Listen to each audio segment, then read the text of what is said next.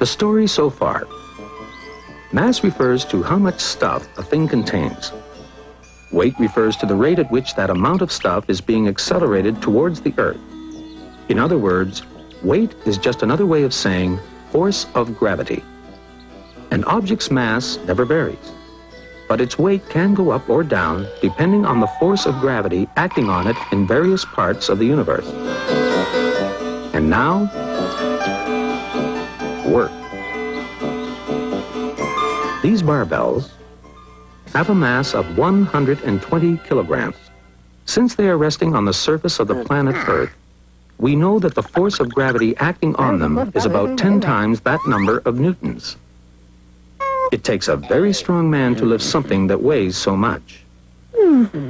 Because if the barbell is being pulled down by a force of 1,200 newtons, it must take 1,200 newtons of force to hold it up.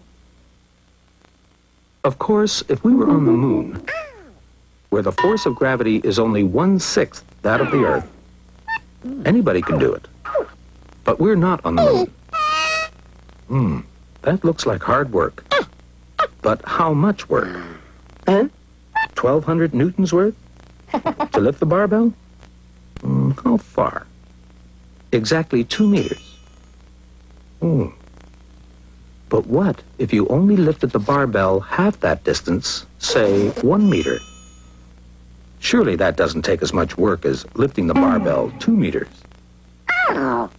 When you lift the barbell all the way up, you're doing 1,200 newtons times 2 meters worth of work.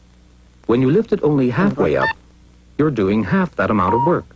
1,200 newtons times 1 meter. In fact, this is how you measure work in physics. Work equals force times distance.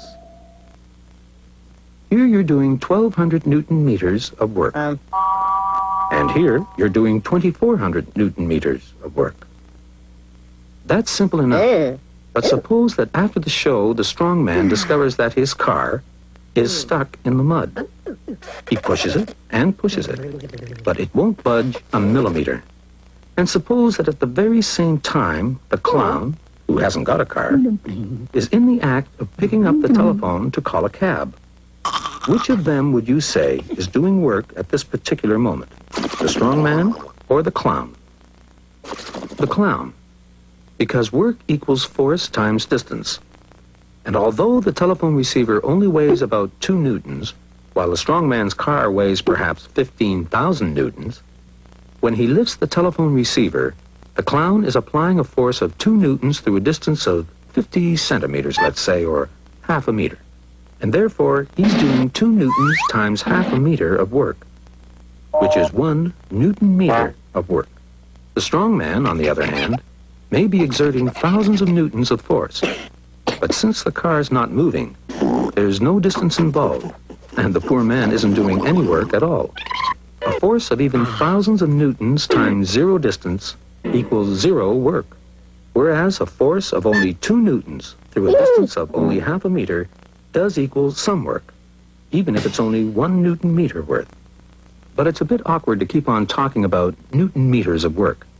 So physicists have borrowed the name of a famous British scientist, James Prescott Joule, as the measure of work.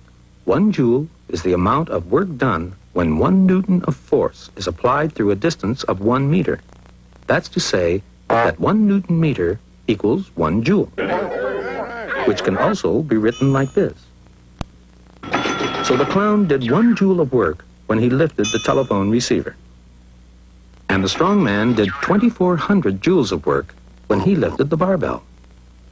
But of course, when he tries to move his car, it's a different story. He does 0 joules of work.